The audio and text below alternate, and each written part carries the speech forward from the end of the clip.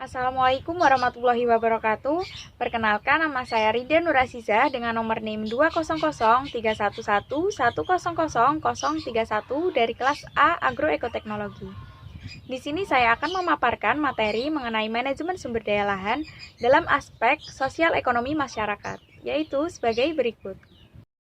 Sumber daya lahan merupakan suatu sumber daya alam yang sangat penting bagi kehidupan manusia dengan tanah yang menduduki permukaan atas bumi yang tersusun dari bahan induk dan menjadi tempat berlangsungnya kehidupan manusia, hewan, dan tumbuhan. Sumber daya lahan juga dapat diartikan sebagai semua karakteristik dan proses-proses dan fenomena-fenomena lahan yang dapat digunakan untuk mencukupi kehidupan hidup manusia. Sumber daya lahan memiliki keterkaitan dengan pertanian, lahan, dan konversi lahan. Pertanian adalah kegiatan pemanfaatan sumber daya hayati yang dilakukan manusia untuk menghasilkan bahan pangan, bahan baku, bahan industri atau sumber energi, serta untuk mengelola lingkungan hidupnya. Tanah adalah salah satu aspek penting dalam proses budidaya tanaman. Tanah yang sudah diolah dan dipersiapkan sebagai media tanam dapat disebut sebagai lahan. Lahan merupakan sumber daya yang sangat penting bagi petani maupun bagi pembangunan pertanian. Hal tersebut pada kenyataan bahwa Indonesia kegiatan pertanian masih bertumpu pada lahan dan sumber daya lahan pertanian memberikan manfaat yang sangat luas secara ekonomi, sosial, dan lingkungan. Salah satu dampak konversi lahan yang sering mendapat sorotan masyarakat luas yaitu terganggunya ketahanan pangan yang merupakan salah satu tujuan pembangunan nasional. Ketahanan pangan tersebut memiliki aspek dan dimensi yang cukup luas menurut Irawan 2005. Diterima atau tidaknya suatu inovasi yaitu bergantung pada sikap, mental, dan perbuatan yang dilandasi oleh situasi internal, sosial ekonomi orang tersebut. Berikut ini adalah salah satu contoh manajemen sumber daya lahan. Peralihan fungsi lahan pertanian menjadi non-pertanian yaitu adanya alih fungsi lahan sawah menjadi kolam ikan di daerah Kecamatan Polanharjo, Kabupaten Klaten.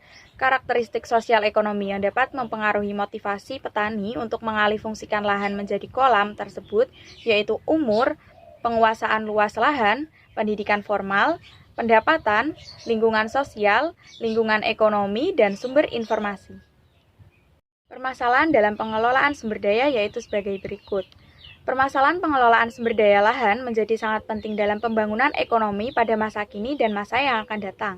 Di lain pihak, sumber daya tersebut telah banyak mengalami kerusakan-kerusakan, terutama berkaitan dengan cara-cara eksploitasinya guna mencapai tujuan bisnis dan ekonomi.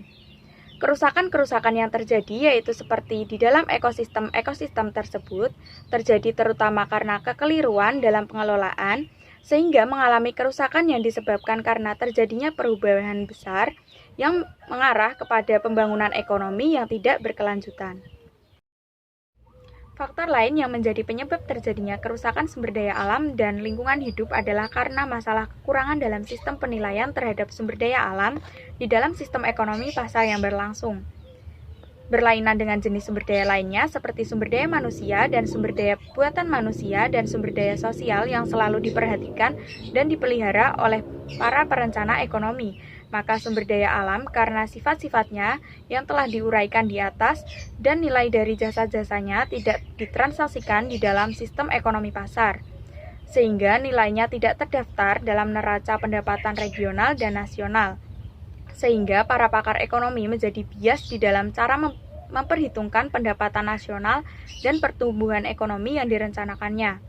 Karena sesungguhnya sumber daya alam dan lingkungan hidup tersebut sangat penting, karena menjadi landasan bagi kehidupan manusia dan merupakan pendukung untuk kemajuan maupun pertumbuhan ekonomi.